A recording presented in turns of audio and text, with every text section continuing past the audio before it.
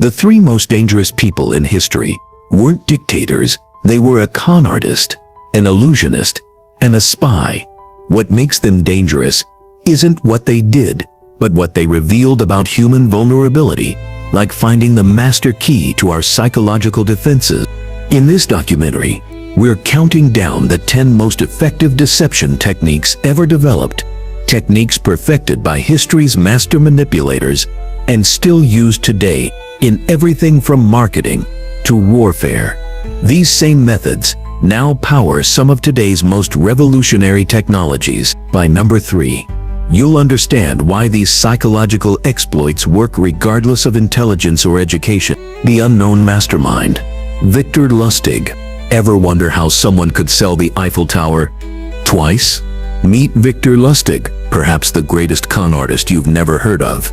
The 1920s were the age of jazz, prohibition, and the golden era of confidence men, and none mastered the art of deception quite like Lustig.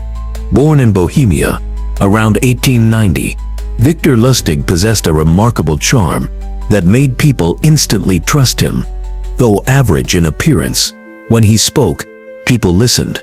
His greatest talent was adaptability, effortlessly becoming Count Victor Lustig, Austrian aristocrat one day, and Robert V. Miller, American businessman the next. Each identity came complete with its own mannerisms, accent, and backstory that Lustig could adopt as easily as changing clothes. By 1925, when he arrived in Paris, Lustig had already established himself, running various schemes on American ocean liners. His Paris adventure would be like a master chess player, seeing 8 moves ahead, while his opponent saw only the next turn. It began with a newspaper article. While reading in his hotel room, Lustig noticed a small story about the Eiffel Tower facing expensive maintenance issues. The article mentioned debates about the tower's future and potential repairs. Where most saw mere news, Lustig spotted opportunity. If maintenance costs concerned the government, perhaps they'd sell the tower for scrap metal. The audacity of targeting such an iconic landmark showed his extraordinary confidence, like a pickpocket choosing to work in front of a police station. His preparation was meticulous. He commissioned counterfeit government stationery, rented limousines, hired assistants, and established an office at the prestigious Hôtel de Crillon as his Ministry of Posts and Telegraphs headquarters. Every detail projected authority and legitimacy, but his true genius lay in mark selection. Lustig specifically invited 6 leading scrap metal dealers to a secret meeting. These weren't gullible marks, but successful businessmen with reputations to protect, which made them perfect targets. Successful people often develop blind spots. Their very success convinces them they're too smart to be conned. At this exclusive gathering, Lustig presented himself as a government representative handling a confidential matter. Paris faced a difficult decision, he explained. The Eiffel Tower had become too costly to maintain. Rather than face public outcry about demolishing a beloved landmark, the government decided to quietly sell it for scrap. The dealers would bid for the right to dismantle the 7,000 tons of wrought iron, a massive windfall for whoever secured the contract. Lustig's psychological mastery shined in what came next. He arranged a tower tour, pointing out wear and rust, reinforcing his narrative about maintenance problems. He answered questions confidently, without overselling, like a skilled street vendor who lets customers convince themselves they need his wares. Lustig planted seeds of opportunity and let greed do the rest. Then came artificial scarcity. Gentlemen, this is a sensitive matter. The government needs this handled quickly and quietly. I need your bids within the week, and the winner must be prepared to begin work immediately. He emphasized that this opportunity was exclusively available to those in the room, creating both exclusivity and competition. After reviewing bids, Lustig selected André Poisson, not for offering the highest price, but because Lustig sensed vulnerability. Poisson was relatively new to Parisian business and eager to establish himself. Lustig recognized this insecurity and exploited it. The most brilliant aspect wasn't selling the tower, but what followed. After accepting Poisson's bid, Lustig appeared troubled and arranged a private meeting. He confessed to being an underpaid government official, expecting a bribe. This con within a con was psychological brilliance. By appearing corrupt, Lustig made the fake transaction seem more real. After all, would a scammer admit to corruption? This made Poisson feel he wasn't being swindled. He was the one gaming the system by bribing an official. Once Poisson handed over both the payment for the tower and a substantial bribe, Lustig and his assistant fled to Vienna with the equivalent of nearly $70,000 in today's money. The remarkable aftermath. Poisson was too embarrassed to report the crime, fearing ridicule in Parisian business circles. This silence emboldened Lustig to attempt the unthinkable. 6 months later, he returned to Paris and tried to sell the Eiffel Tower again, using the identical method with different scrap dealers. This time, a suspicious dealer checked with authorities, forcing Lustig to flee before completing the con. Throughout his career, Lustig operated by his 10 commandments for con men. These principles included patient listening, never appearing bored, and agreeing with others' political opinions. These weren't mere tricks, but insights into human psychology that Lustig had perfected through observation. What made Lustig effective wasn't just boldness or creativity. His genius lay in understanding fundamental principles of human behavior. He knew people respond to authority without questioning deeply. He understood that scarcity drives urgent decisions, and he recognized that when someone believes they're getting an advantage, like Poisson thought by bribing an official, they're less likely to scrutinize the situation. These same principles, authority, scarcity, and reciprocity, form the backbone of all successful deception. Whether it's a 1920s con man selling a national monument, a modern social media influence campaign, or a covert intelligence operation, Lustig simply understood what makes people tick, then subtly manipulated those psychological triggers. The ethics of deception. When lies save lives, those unchanging cognitive vulnerabilities don't just make us targets. They've been weaponized to win wars and preserve peace. During WWOE's darkest hours, British intelligence created an entirely fictional officer named Major William Martin, complete with family photos, theater tickets, and love letters. A deception so meticulous it diverted Nazi divisions from Sicily and potentially saved thousands of Allied lives. Where exactly does this kind of lie fall on our moral compass? The ethics of deception. Resist simple categorization. We can't categorize all lies as wrong or all truths as right. Deception exists on a spectrum where context, intention, and outcomes shape its moral standing. The same psychological principles that enable harmful fraud can, under different circumstances, save nations and protect the innocent. When does a lie become a lifeline? Consider how we evaluate deception across various domains. When Houdini performed his water torture cell escape, audiences understood they were witnessing an illusion. This transparency transforms the deception. We consent to being fooled for entertainment. The magician creates a contract with the audience that makes the deception acceptable and celebrated. Contrast this with deception in personal relationships, where the lack of consent and transparency makes lying harmful to trust and intimacy. Business dealings similarly depend on good faith and honesty, with deception typically constituting fraud. Yet even here, we accept strategic ambiguity. Companies aren't expected to reveal their full negotiation strategies. What about matters of life and death? The British intelligence operation that planted false documents on a corpse required creating a fictional identity, crafting fake love letters, and manipulating neutral Spanish officials. Yet this elaborate deception saved countless Allied lives by redirecting German divisions away from Sicily. What makes one form of deception morally justifiable, while another represents a violation of trust? The answer emerges in examining both intent and consequences, creating an ethical framework more nuanced than simply declaring all deception wrong. A fundamental distinction exists between a con artist's motivation and a spy's objectives. Con artists pursue personal enrichment at others' expense. Their zero-sum game creates clear winners and losers. They profit because others suffer loss. The spy operating in wartime often aims to serve a larger purpose that may ultimately protect even those being deceived. Ian Fleming's Trout Memo in 1939 outlined 54 deception tactics that could be deployed against enemies.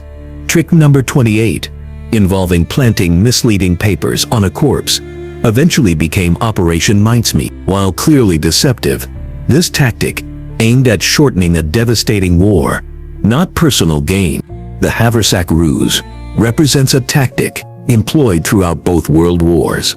These were calculated deceptions designed to achieve strategic military objectives with minimal bloodshed. The ethics become more compelling when we consider that successful deception operations often reduced casualties on both sides by preventing futile defensive actions. Is deception justified when it serves a greater good? Operation Mincemeat faced enormous challenges. The team needed to secure a suitable corpse, create a believable false identity, and ensure the Germans would find and believe the false documents. Their selection of Huelva, Spain as the drop location was strategic, chosen for its German consulate and pro-German Spanish military presence. The psychological principles underlying the operation were the same ones exploited by con artists, but directed toward preservation rather than exploitation, a distinction that matters profoundly in ethical evaluation. Consider the moral complexity of double agents like Juan Pujol Garcia, codenamed Garbo. Garcia provided false information to the Germans about the D-Day invasion while secretly working for the Allies. His deception was so convincing that Germany awarded him the Iron Cross, while Britain made him a member of the Order of the British Empire, recognition from both sides for entirely different reasons.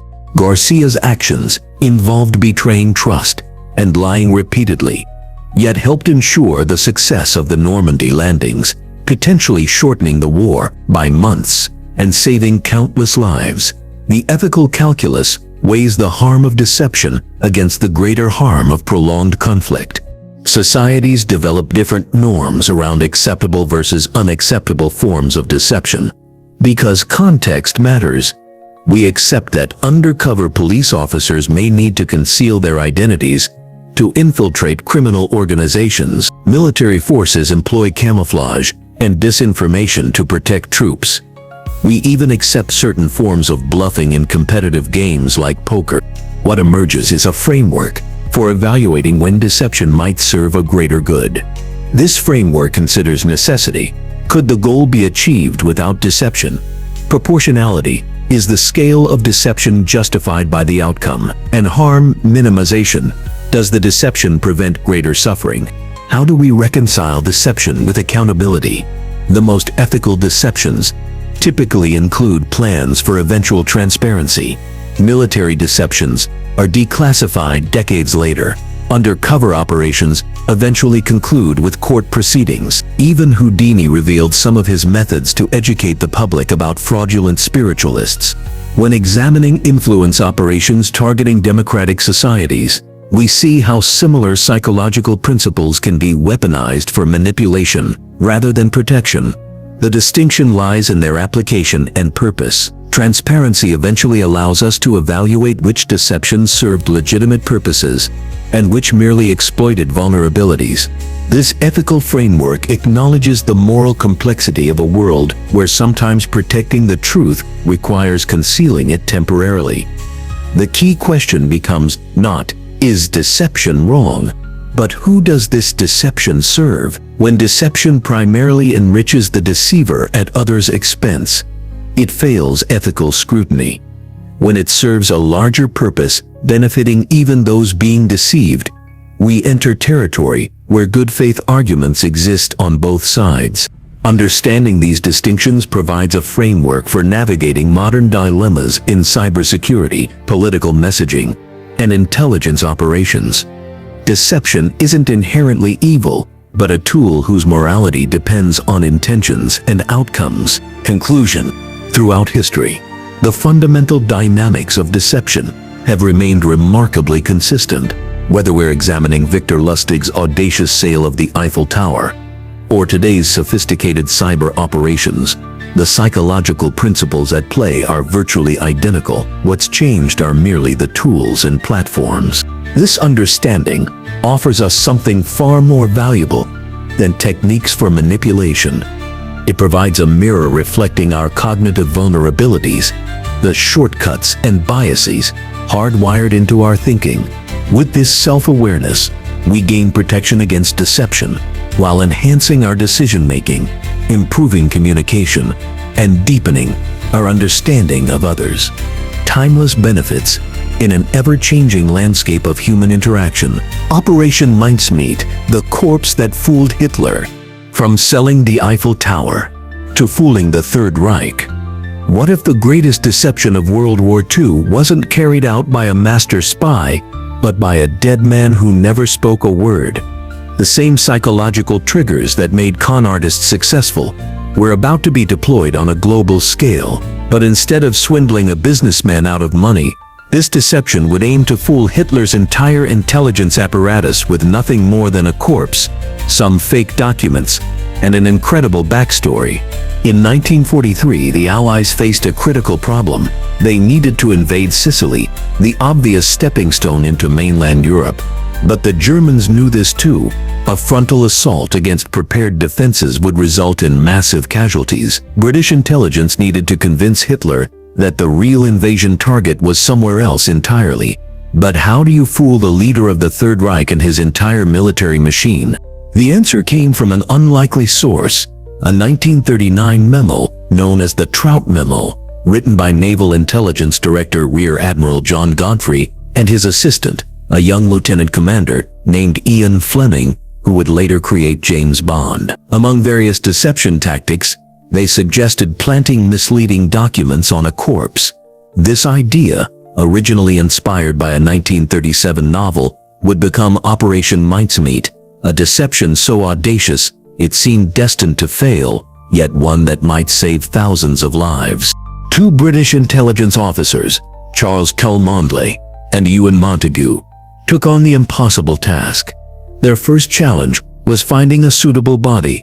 They needed a young male corpse with no family to claim it. After a careful search, they found Glyndwr Michael, a Welsh homeless man who had died after ingesting rat poison. This anonymous man would become the centerpiece of a plan that could alter the course of the war. The intelligence team meticulously transformed this body into Captain Acting Major William Martin of the Royal Marines.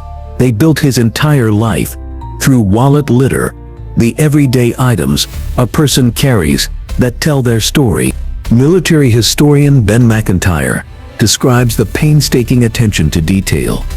Major Martin carried ticket stubs from recent shows, keys, cigarettes, and even a stern letter from his bank manager about an overdraft. The team included a photograph of his fictional fiancée Pam, actually an MI5 clerk named Jean Leslie, love letters, a receipt for an engagement ring, and a letter from his father. Each item was carefully aged and weathered to create a believable history.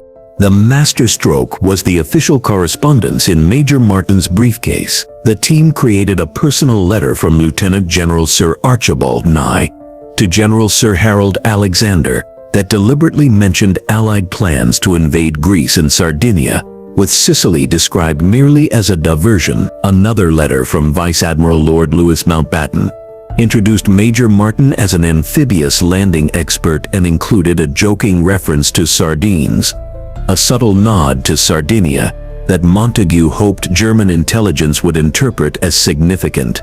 On April 17, 1943, the body was prepared and placed in a special container.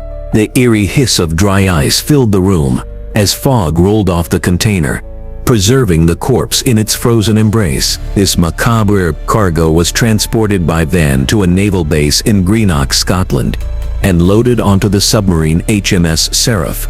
For almost 2 weeks, the submarine carried its silent passenger toward Spain. On April 30, HMS Seraph surfaced off the coast of Huelva, Spain. In the early morning darkness, the crew brought the body to the deck. The sailors, aware of the mission's importance yet uncomfortable with their grim task, stood in solemn silence. Their captain read a brief prayer before they committed the body to the sea. They chose this location carefully.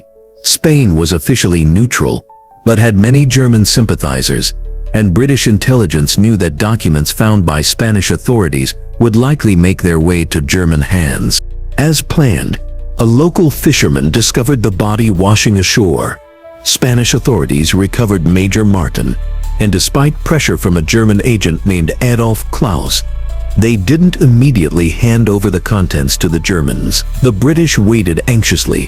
Had their deception been discovered? Then came the breakthrough. The briefcase was sent to naval headquarters near Cadiz, where German sympathizers photographed the contents before returning them to their envelopes. The documents were on their way to Berlin, but would Hitler's intelligence officers believe them? On May 14, they intercepted their answer. Hitler himself, referring directly to the Mincemeat documents, declared that Greece and Sardinia were the targets. He ordered reinforcements moved from Sicily to these locations, thinning out the defenses where the Allies actually planned to strike. When Operation Husky, the real invasion of Sicily, began on July 10, 1943, Allied forces landed with far fewer casualties than expected. German forces had been caught off guard, with many of their defenses redirected to Greece and Sardinia. Sicily fell in just 38 days instead of the predicted 90, and thousands of Allied lives were saved. One historian later called Operation Mincemeat perhaps the most successful single deception operation of the entire war. A dead Welshman with a fictional identity had accomplished what battalions of soldiers could not. He'd fooled Hitler and helped change the course of World War II. The British team created an air of authenticity through meticulous details, played on confirmation bias by giving the Germans information they were already predisposed to believe, and built a complete narrative that was more believable than the truth. The operation demonstrated the power of circumstantial evidence. The documents weren't simply planted somewhere obvious. They were discovered on a dead officer who appeared to be the victim of a tragic plane crash at sea. The circumstances of the discovery added credibility to the documents themselves. Successful deception isn't about forcing beliefs on others, but creating circumstances where the target convinces themselves. The Germans weren't told what to believe. They were given carefully crafted evidence and allowed to draw their own conclusions. Houdini, the science behind the magic. Self-deception isn't just for wartime targets. It's the foundation of entertainment magic. What if Houdini's greatest talent wasn't escaping restraints, but exploiting the same psychological blind spots that helped fool Hitler? His background as a locksmith's son provided technical skills, but his true genius was understanding a universal truth. The most convincing illusions happen in the mind of the audience. Entertainment, magic, and military deception share a fundamental principle. The most effective illusions occur when targets convince themselves of what they see. Houdini mastered this art on stage, while intelligence agencies applied it to warfare. When Houdini hung upside down in a water torture cell, suspended by his ankles with his hands cuffed, audiences experienced a carefully orchestrated psychological operation. The drama intensified as assistants stood by with axes, ready to break the glass if something went wrong. Heart rates quickened as seconds ticked by. Then, just as anxiety peaked, Houdini would emerge triumphant, soaking wet but alive. The audience erupted in amazement, their minds having done much of the work for him. Houdini manipulated perception itself. We often imagine him as a physical anomaly, capable of impossible contortions. Precisely the belief he cultivated. In reality, he pioneered psychological techniques that later became standard practices in both entertainment and espionage. He understood deception happens most effectively when targets convince themselves of the impossible. His deception mastery began in childhood. As a locksmith's son, Harry absorbed technical knowledge forming the foundation of his famous escapes.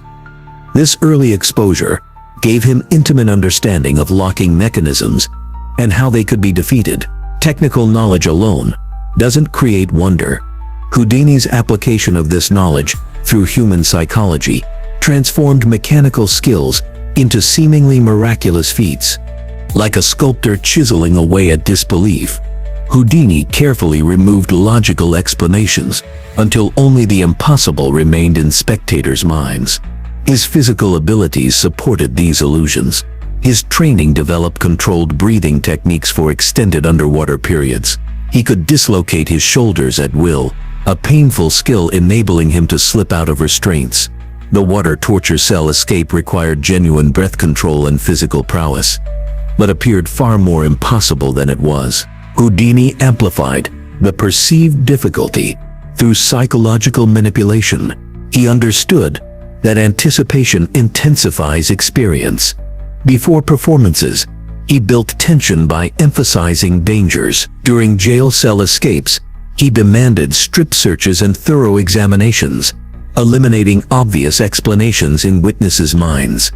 The more thoroughly observers believed they had eliminated all possible escape methods, the more miraculous his freedom appeared. What audiences didn't see was his meticulous preparation. He often secretly examined restraining equipment beforehand. He sometimes tampered with locks or created hidden mechanisms. These weren't shortcuts undermining his skill. They were essential components of creating complete illusions. Technical manipulation combined with genuine physical abilities and psychological misdirection created experiences transcending mere trickery. His approach to misdirection was sophisticated. Rather than simply distracting audiences, Houdini created false narratives that spectators embraced as explanations. When observing an escape, audiences constructed theories about his methods. Houdini anticipated these theories and planted evidence, leading observers down incorrect reasoning paths. By the escape's completion, witnesses had often convinced themselves of explanations more complex than Houdini's actual methods.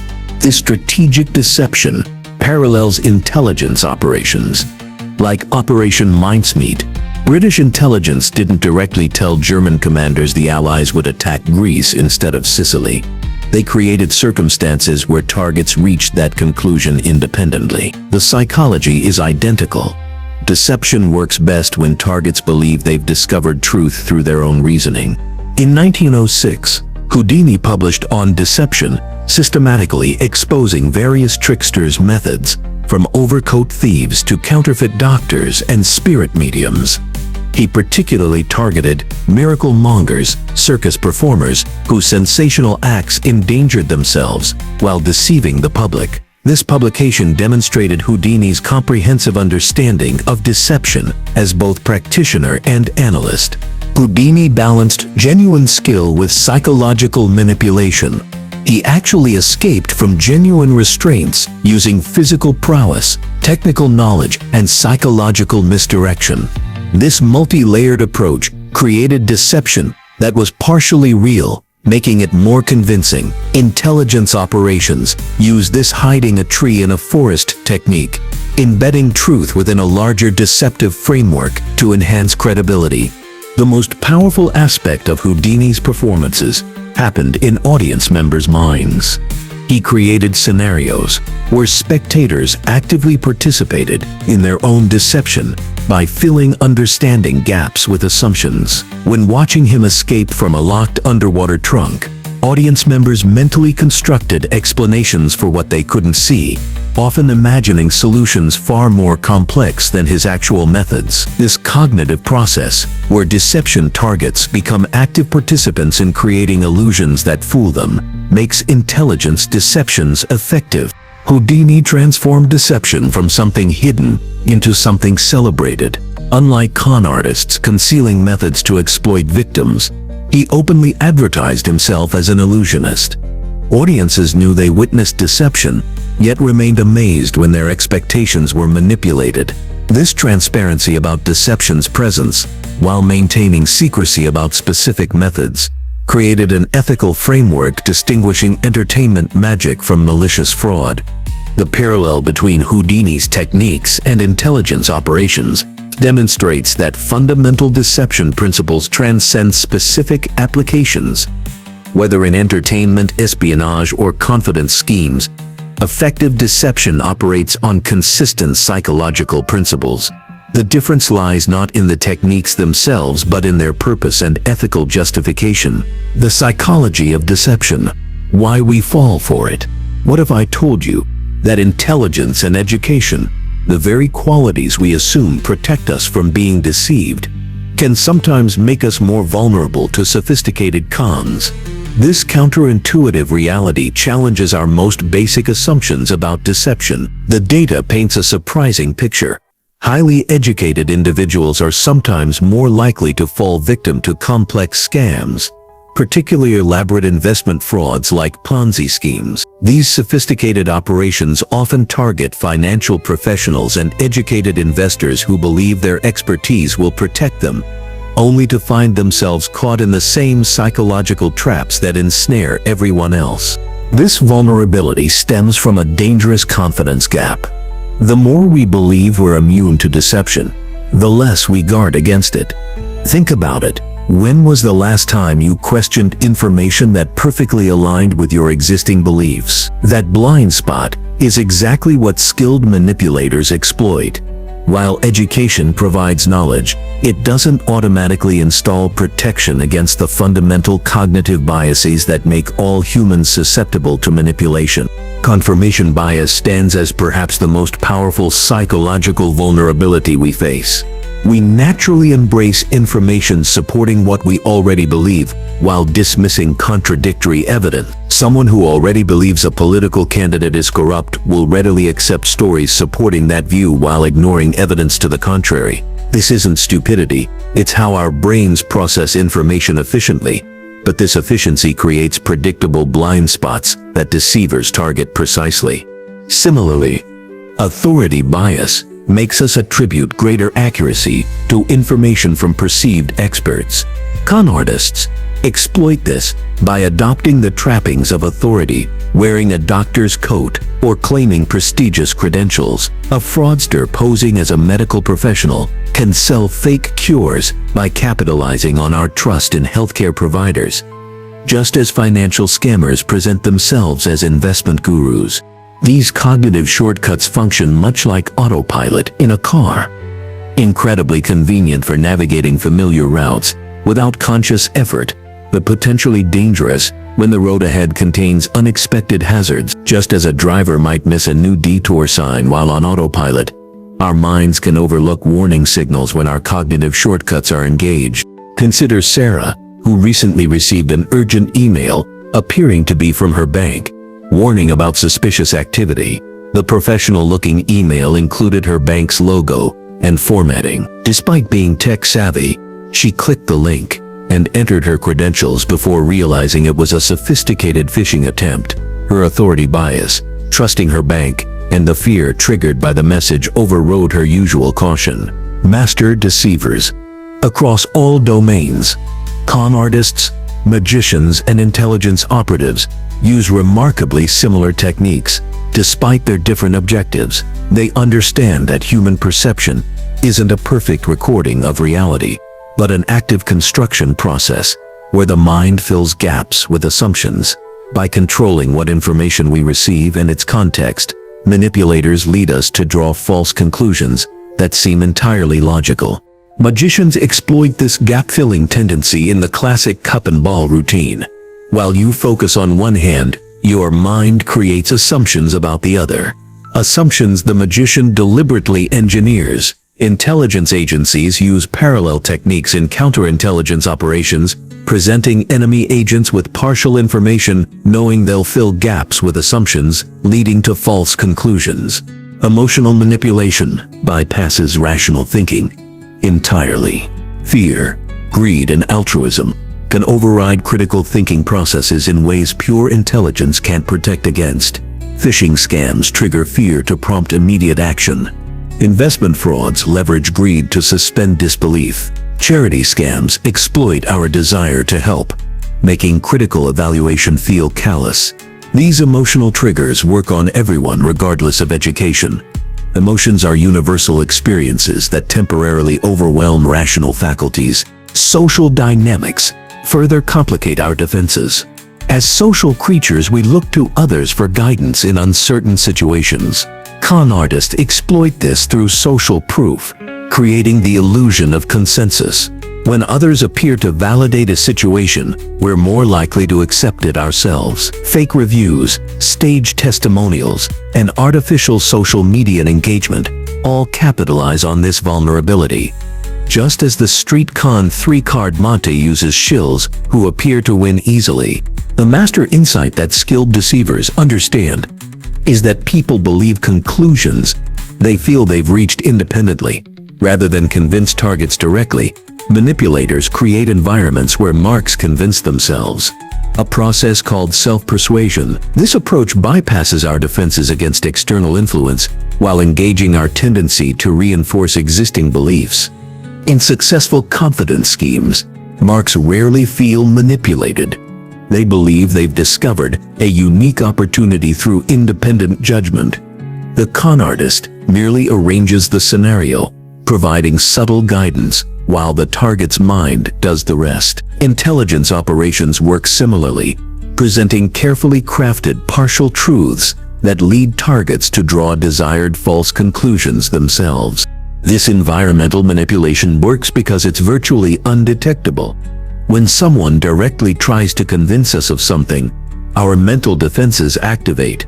But when we believe we've independently discovered something, those defenses remain dormant. The most effective deceptions don't trigger suspicion because they feel like our own discoveries.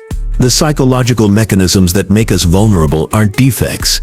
They're features of normal cognition that serve us well in most situations. They help us process information efficiently and benefit from others' expertise. The problem emerges when these adaptive mechanisms encounter environments specifically engineered to exploit them. Understanding these vulnerabilities provides insight into the fundamental workings of human perception and decision-making. The same psychological principles that make us vulnerable also explain how we form beliefs, make decisions, and relate to authority in everyday life. They reveal that deception isn't about lying convincingly. It's about understanding and manipulating the invisible mechanics of human cognition. The digital con. Modern cyber criminals. Those invisible mechanics of human cognition haven't disappeared in our digital world. They've been weaponized on an unprecedented scale. When a company executive wired $47 million to criminals after receiving just one email, it wasn't sophisticated malware that made it happen, but the same psychological triggers that con artists have exploited throughout history. The digital realm has simply given deception artists a new playground with global reach and frightening efficiency. Social engineering, the digital evolution of classic con artistry, has become the cornerstone of modern cybercrime.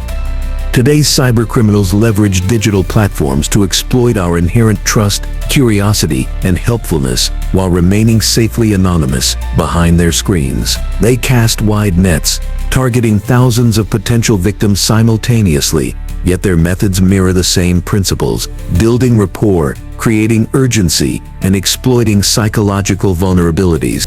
The scale and consequences have grown exponentially more damaging. Business email compromise, or CEO fraud, demonstrates this evolution perfectly. Criminals create spoofed email addresses or compromise legitimate accounts to send urgent requests for wire transfers. This deal must close today. These digital demands create the same pressure as when Victor Lustig manipulated government officials in person, but with greater reach and anonymity.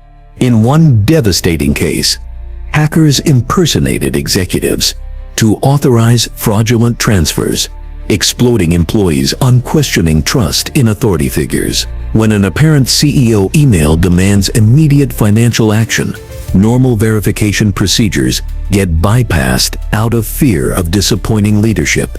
The attack requires minimal technical sophistication, just deep understanding of organizational psychology. Phishing attacks operate similarly to Houdini's performances, directing attention precisely where attackers want, while concealing the real manipulation. An urgent email from your bank creates the same false narrative that magicians use to make impossible feats seem plausible.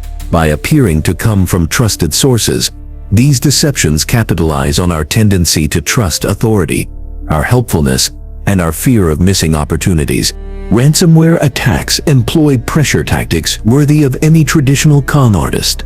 By encrypting critical data and demanding payment, attackers create suffocating urgency and fear. When facing permanent data loss or business shutdown, victims make hasty decisions under extreme duress. Exactly the mental state that enables poor judgment. The emotional manipulation follows the con artist handbook, but digital tools provide greater leverage with devastating consequences. Cryptocurrency scams function as modern investment frauds. With technological complexity serving as sophisticated smoke and mirrors, they lure victims with promises of getting in early on the next Bitcoin, making evaluation nearly impossible for those who don't understand the underlying technology. The anonymity of cryptocurrency platforms creates perfect cover for operators to work with minimal risk of capture or asset recovery. The MGM Casino hack of 2023 illustrates modern social engineering's terrifying effectiveness. Hackers simply called the help desk and sweet-talked their way past security. Attributed to scattered spider, the attackers manipulated personnel to reset passwords for high-value targets. They first accessed personal social media accounts, then systematically worked into the organization's IT service. This created single sign-on credentials that compromised numerous digital assets, causing millions in losses and severe operational disruption. No advanced code, just phone calls and social media manipulation, bringing a major corporation to its knees. During the February 2024 AT&T outage, hackers exploited chaos by launching brute force attacks against known administrative users. Companies had disabled multi-factor authentication during the outage, creating a vulnerability attackers quickly exploited. This incident shows how creating crisis, a centuries-old con technique, compromises even secure systems. The financial impact has reached staggering proportions. The global deception technology market, valued at $1.59 billion in 2024, is projected to reach nearly $4 billion. These figures represent both the damage inflicted and growing investment in protective measures, a digital arms race between attackers and defenders. Cybersecurity professionals emphasize that understanding human psychology remains critical in defense. The most sophisticated firewall becomes useless when an employee makes fear-based decisions.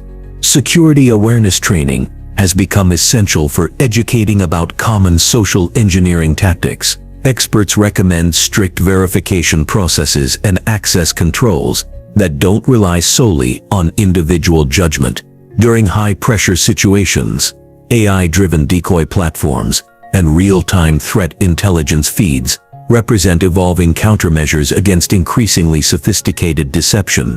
What makes modern cyber deception particularly insidious is its scale. A single phishing campaign can target millions simultaneously, impossible for historical con artists. The digital realm provides perfect anonymity, allowing attackers to operate with minimal personal risk while maximizing returns. These factors have transformed what was once a risky in-person confidence game into a remote industrialized form of psychological manipulation, an evolution of confidence tricks into a global industry that exploits not just our financial resources, but also our deeply ingrained cognitive patterns and social habits. The Spy Factory. How intelligence agencies train deception. Behind the digital threats of anonymous hackers lies a far more structured world of professional deception. While cyber criminals develop their skills through trial and error, government intelligence agencies have transformed deception into a systematic discipline with formal training protocols, rigorous standards, and ethical frameworks that would make even sophisticated scammers look like amateurs. Dawn breaks over the sprawling Virginia countryside as a new class of recruits arrives at the farm, the CIA's legendary training facility. Here, amid mock foreign embassies and simulated urban environments, Ordinary citizens transform into masters of deception. My first week, I spent 8 hours practicing how to meet someone for coffee without being noticed, recalls former CIA officer Ryan Hillsberg. Hollywood gets it wrong. We're not born this way. We're methodically built. At facilities like the CIA's farm or MI6's Fort Monkton, training focuses intensely on psychological techniques rather than the parkour and gunfights portrayed in films. You, me, same, Hillsberg explains, describing a core principle taught to agent handlers. Creating genuine rapport makes targets want to help you. The best manipulation doesn't feel like manipulation at all. Recruits spend months mastering elicitation, extracting information through conversation without raising suspicion. A seemingly casual chat might involve dozens of carefully constructed questions designed to piece together classified information. The goal isn't to interrogate, but to engage, says a former MI6 officer. When done correctly, the subject walks away thinking they had a pleasant conversation, not realizing they've revealed critical intelligence. Nonverbal communication control forms another pillar of this training. Intelligence officers learn to maintain perfect congruence between their words and physical presentation. They practice controlling microexpressions and master techniques to appear relaxed under extreme pressure. This builds upon the same principles of misdirection that stage magicians have refined for centuries, but with life or death stakes. The CIA recognized this connection during the Cold War, when they hired professional magician John Mulholland to teach officers sleight-of-hand techniques for operations. These weren't mere tricks, but sophisticated methods for exploiting human perception in high-stakes environments. Where stage magicians misdirect for entertainment, intelligence officers apply these principles to smuggle assets across borders or extract secrets from hostile environments. At the heart of spy tradecraft is legend building, creating comprehensive false identities. Unlike criminals who adopt superficial disguises for quick scams, intelligence officers construct elaborate backstories that must withstand intense scrutiny for years. They memorize entire life histories, childhood memories, professional setbacks, and personal relationships that never existed.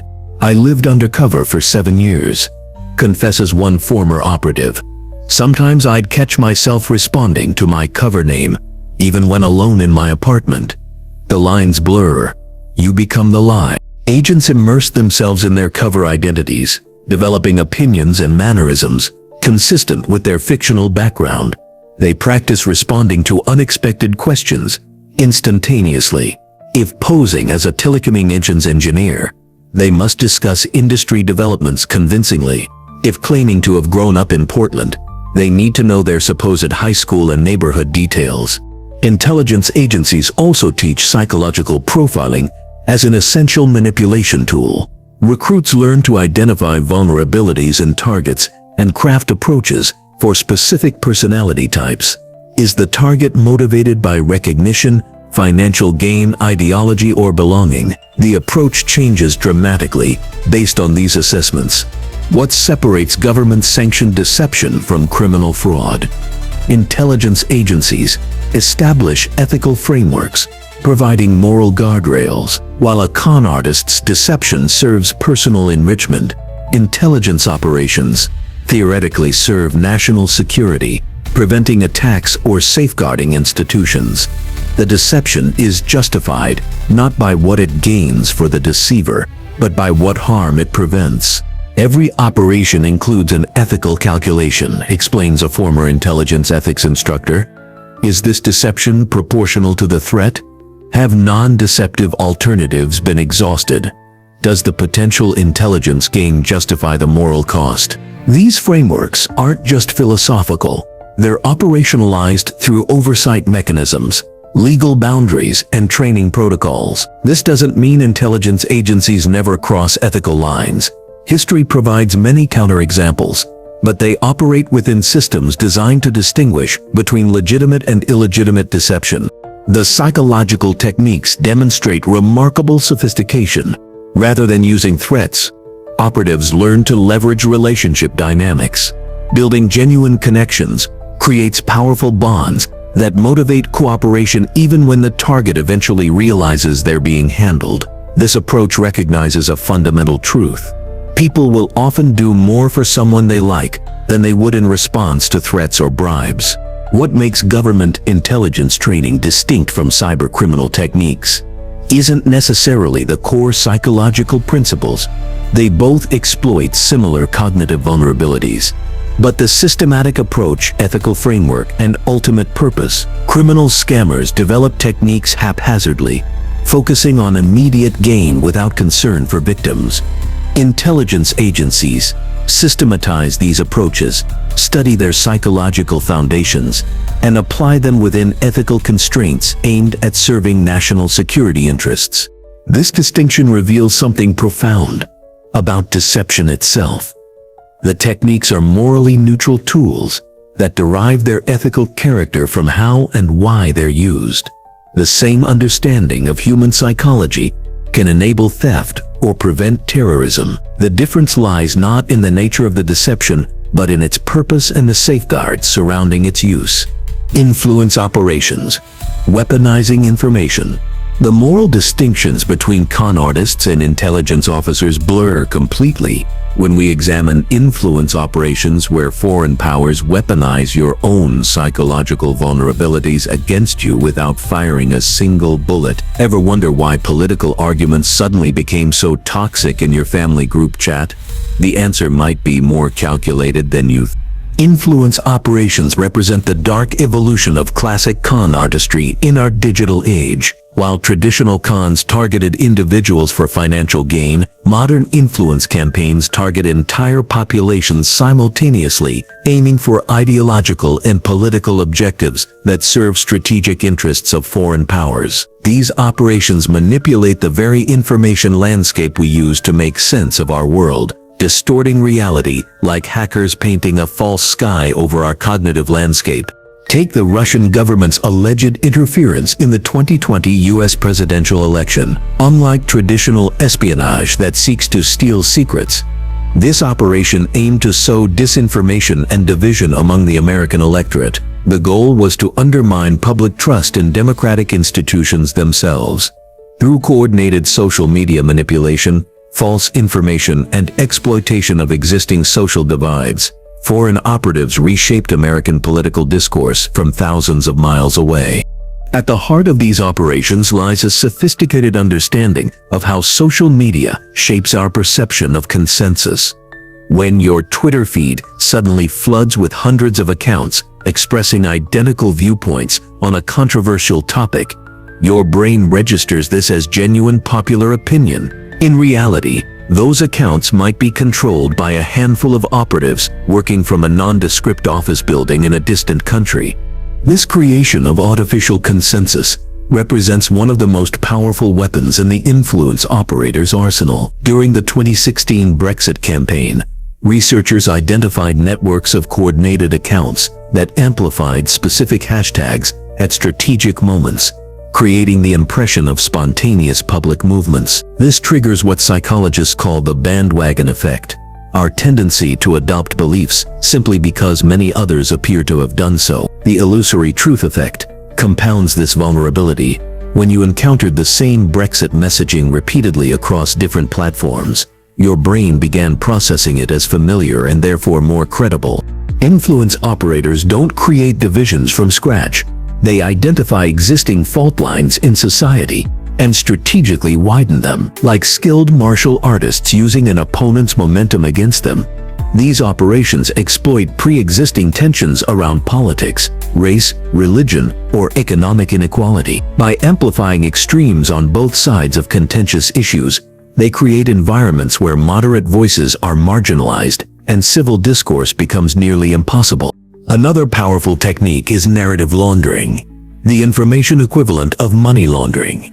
Instead of cleaning dirty cash, operators legitimize fringe ideas by gradually introducing them into mainstream discourse through increasingly credible platforms. During the COVID-19 pandemic, conspiracy theories about vaccine safety first appeared on obscure forums before being amplified by influencers with growing followerships. With each step up the credibility ladder, These narratives gained legitimacy until mainstream news outlets reported on the controversy, inadvertently furthering the operation's reach. This exploits the mere exposure effect, our tendency to develop preferences for things simply because we're familiar with them. Each exposure to a narrative, even when being questioned, paradoxically increases its perceived legitimacy. By the time a laundered narrative reaches mainstream platforms, we've encountered it multiple times, making us more receptive to its message regardless of its merit. The deliberate triggering of strong emotional responses, particularly outrage and fear, serves as perhaps the most effective weapon in digital influence campaigns. These emotions act as cognitive shortcuts, bypassing critical thinking and making us approximately 3 times more likely to share content than when encountering neutral information. When you feel outraged about a political development, how thoroughly do you verify information before passing it along? Influence operators craft content specifically to provoke emotional responses that override rational thought. The scale of these operations dwarfs Cold War capabilities. Historical influence campaigns required printing presses, radio stations, and human agent networks. Today, a small team with modest resources can reach millions simultaneously through social media, creating the appearance of grassroots movements virtually overnight. The democratization of media has paradoxically created new vulnerabilities to manipulation on an unprecedented scale. As these threats evolve, so too do countermeasures. Intelligence agencies now apply lessons from historical deception operations to combat information warfare in the digital domain. For cyber-enabled espionage, improved cybersecurity may suffice, but for election interference and other covert actions, more active signaling becomes necessary to establish parameters of acceptable competition between nations. Emerging technologies further complicate defense efforts. Deepfake videos now allow bad actors to cause massive disruption, destruction, and deception with the click of a mouse. According to intelligence officials, a convincingly doctored video of a political leader making inflammatory statements could trigger real-world crises before verification occurs. What makes influence operations particularly challenging is their operation in the gray zone between war and peace. They exploit the openness of democratic societies, turning our commitment to free expression against us by flooding the information environment with distortions. The weapons arrive through the same channels we use to connect with friends and family. The most effective defense begins with awareness. Understanding how influence operations work, their techniques, objectives, and psychological foundations is essential for recognizing manipulation. In today's complex information landscape, media literacy and critical thinking skills have become crucial for distinguishing genuine grassroots movements from manufactured consensus. The influencer economy, selling without seeming to. Media literacy isn't just for spotting foreign propaganda. It's becoming essential for your daily scroll through social media. That beauty influencer you follow might be employing the same psychological tactics as Cold War spies, creating an illusion of friendship that transforms your trust into transactions without you even realizing it. Picture this. It's 6 a.m. You're still in bed, scrolling, when your favorite lifestyle influencer appears on screen. Morning besties? Another day, another struggle with my skin. You feel a pang of connection as she shares her insecurities before casually mentioning the serum that changed everything. Before you know it, you've clicked the link in her bio. This happens because of a powerful psychological dynamic at work. We invite complete strangers into our most personal decision-making processes. What to wear, how to decorate our homes, even what medications to take, while knowing remarkably little about their actual qualifications or motivations. Psychologists call this a parasocial connection, a one-sided emotional bond where you develop genuine feelings for someone who doesn't know you exist. While celebrities have always generated these connections, social media influencers amplify them through consistent content that simulates friendship. Good morning, you guys. Just woke up, no makeup, keeping it real with you today. That casual, unfiltered greeting isn't accidental. It's a calculated strategy to build intimacy. When influencers share morning routines, relationship struggles, or tearful confessions, they're constructing a perception of authenticity that serves as the foundation for trust. The vulnerability displayed creates a powerful psychological effect. When someone reveals their struggles, we feel closer to them. We perceive them as more honest, more relatable, and ultimately more trustworthy. This manufactured intimacy transforms product recommendations from advertisements into advice from a trusted friend. Consider how an influencer transitions from sharing a personal story about anxiety to promoting a wellness supplement.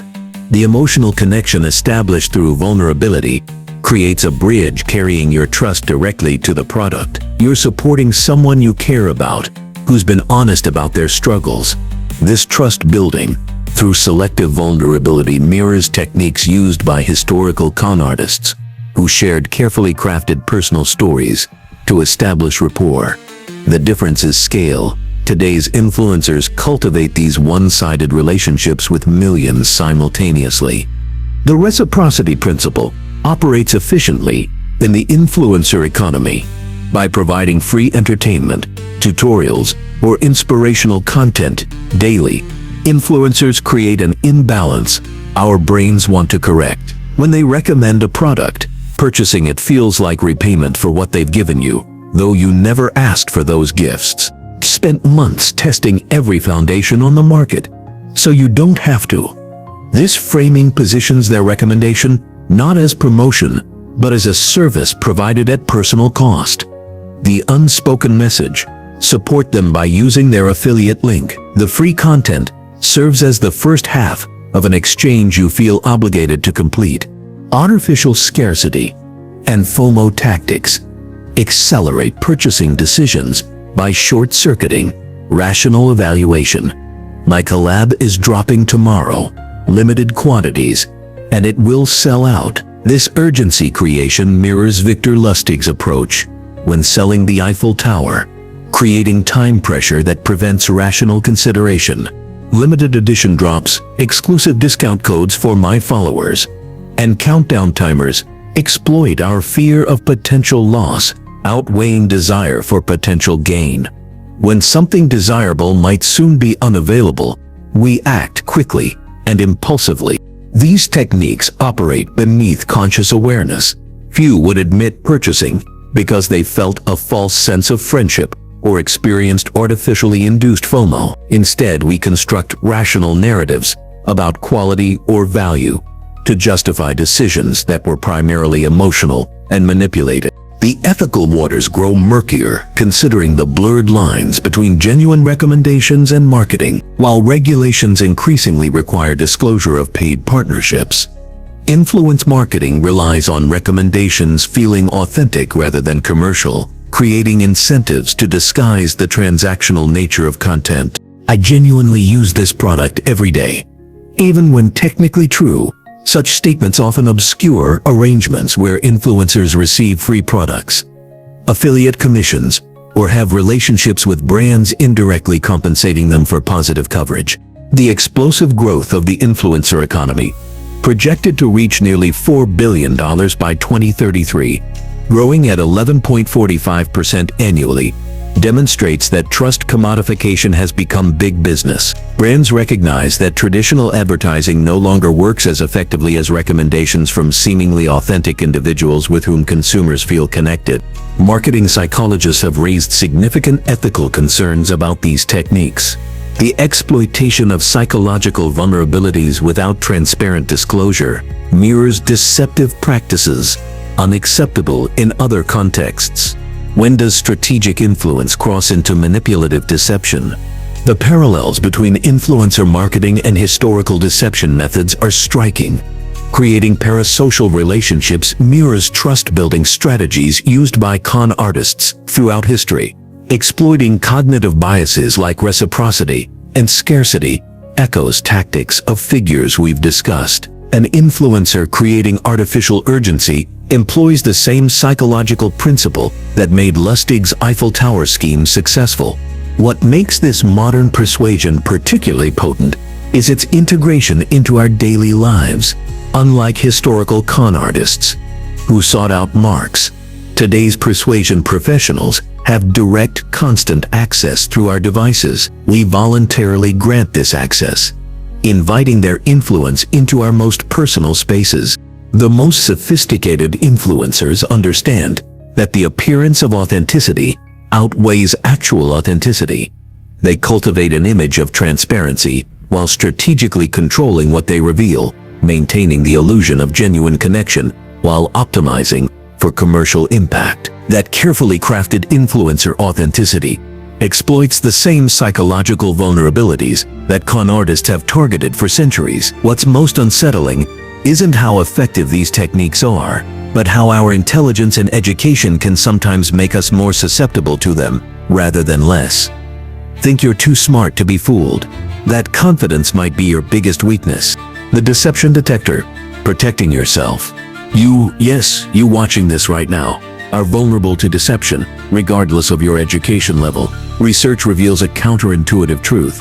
Highly educated individuals can be more vulnerable to sophisticated fraud. Their confidence in analytical abilities creates dangerous blind spots. The stronger your belief in your ability to detect manipulation, the less vigilant you become.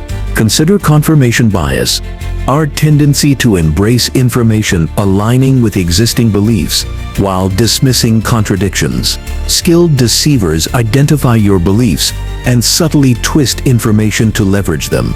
They don't create new thoughts.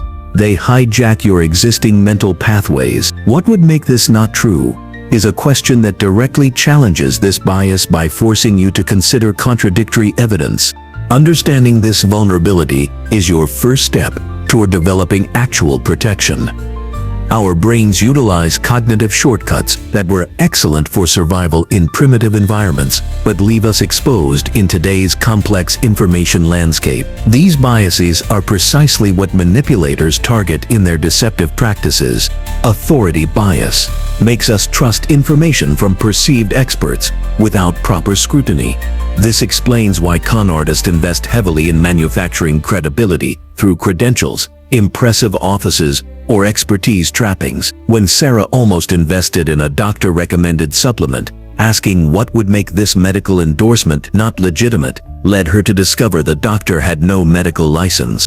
These vulnerabilities become particularly dangerous when interacting with our emotions. Fear, greed, and compassion can completely override rational thought.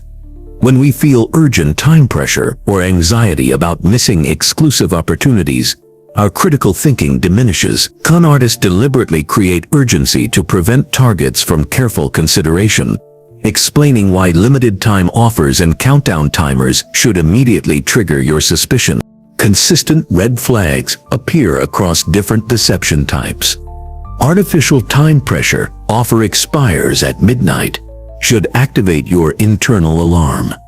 Appeals to exclusivities, only available to a select few, exploit FOMO, while discouraging outside opinions. When James received an exclusive investment opportunity with a 24-hour deadline, he paused and asked, "What would make this timeline not necessary?" This question revealed the artificial urgency designed to prevent proper research. Manufactured social proof is another warning sign. Authentic consensus builds naturally as people independently reach similar conclusions. Fake consensus is engineered through testimonials, creating an illusion of validation. When examining enthusiastic comments about an opportunity, ask whether responses feel organic or suspiciously uniform, specific or vague. Your most powerful defense against manipulation is emotional self-awareness. When intense emotions arise during a sales pitch or while consuming content, pause and consider, is someone deliberately triggering these feelings to influence my behavior? Michelle avoided a vacation timeshare scam by recognizing her excitement was being deliberately cultivated by salespeople creating artificial scarcity. Practical verification provides additional protection. Before making significant decisions, independently confirm details through multiple sources, cross-reference facts via separate channels, not just different websites potentially sharing the same source. Verify credentials directly, rather than accepting self-presentation. Most importantly, seek perspectives from people with nothing to gain from your decision. The question, "What would make this not true?" acts like a mental circuit breaker for almost every deception attempt.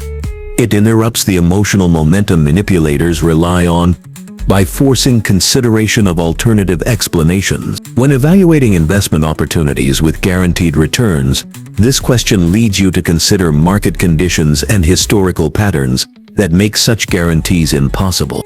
This approach works against both sophisticated and simple deception attempts. Whether evaluating potential scams, sales pitches, or political rhetoric, forcing yourself to consider what might invalidate claims activates brain regions manipulators want dormant. It acknowledges a fundamental truth. Effective manipulators guide you toward drawing seemingly independent conclusions. Consistently asking this question develops pattern recognition across different deception types.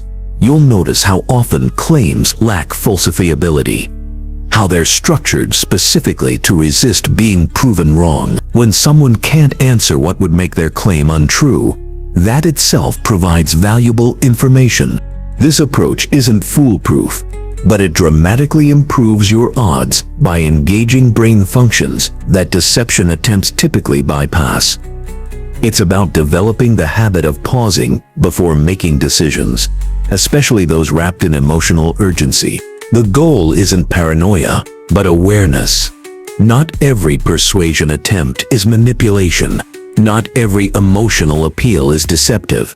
Develop mental tools that help distinguish genuine opportunities from exploitative ones. Authentic information from calculated misinformation. These techniques apply consistently, whether evaluating investments, political claims, or viral videos, because they target fundamental aspects of human cognition that remain unchanged across millennia.